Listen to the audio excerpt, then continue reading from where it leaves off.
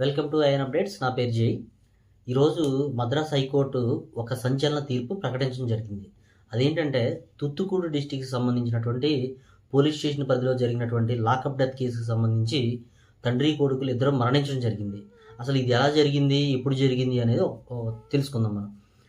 Corona టైంలో 2020 June 19 డేట్న మనకి lockdown సంబంధించిన రోజుల్లో మొబైల్ షాపు తండ్రి తెరిచాడని అక్కడున్న పరిధిలో ఉన్నటువంటి పోలీస్ స్టేషన్ పరిధిలో ఉన్నటువంటి షాప్కు సంబంధించి పోలీసులు వచ్చి అతన్ని ఈ టైం వరకు ఎందుకు మీరు షాప్ ఓపెన్ చేశారు అనడం జరిగింది.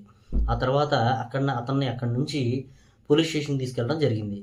అక్కడ పోలీస్ స్టేషన్కి తీసుకెళ్లడంతో వాళ్ళ అబ్బాయి అక్కడికి స్టేషన్కి వెళ్ళి మందలించడం జరిగింది. ఆ తర్వాత ఇద్దరిని పోలీస్ స్టేషన్లో పెట్టి నగ్నంగా ఇద్దరిని బట్టలు ఉప్పడదీసి తీవ్రంగా కొట్టడం జరిగింది. అక్కడి నుంచి 22వ తారీఖు మళ్ళీ కస్టడీకి తీసుకోవడం జరిగింది.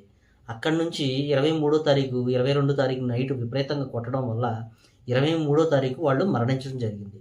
దీనికి సంబంధించినటువంటి ఈ కేసుకు సంబంధించినటువంటి ఎటువంటి ఆధారం లేకుండా వాళ్ళు సీసీ కెమెరాలు ప్రతిరోజు డిలీట్ అయిపోయే విధంగా చేయడం జరిగింది. అలాగే అక్కడ ఎటువంటి ఆధారం లేకుండా చేయడం జరిగింది.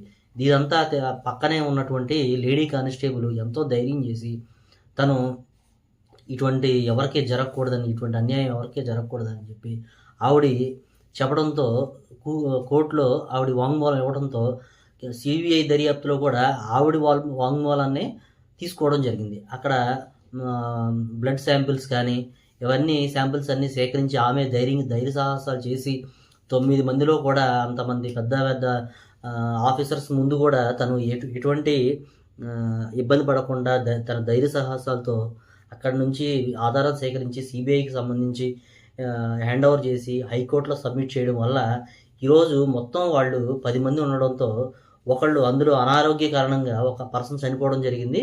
మిగతా 9 మందికి మాత్రం పోలీసు వాళ్ళకు సంబంధించి మిగతా 9 వాళ్ళకి ఈరోజు హైకోర్టులో ఉరిశిక్ష ఇవ్వాల్సిందిగా అని చెప్పి తీర్పు ఇవ్వడం జరిగింది. నిజంగా ఇలాంటి సీన్లు చూసినప్పుడు మనకు చాలా ఘోరంగా ఉంటుంది.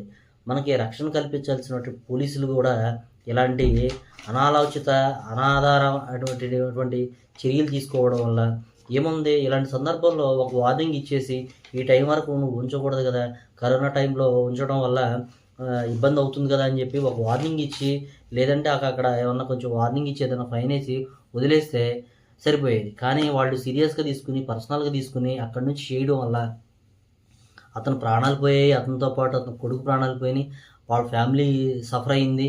ఇప్పుడు మనకి హైకోర్టులో ఇచ్చిన తీర్పు ఎలా ఇచ్చారంటే ఎవరైతే A1 ముద్దాయి ఉన్నాడో అతనికి 84 లక్షలు జరిమానా విధించడం జరిగింది.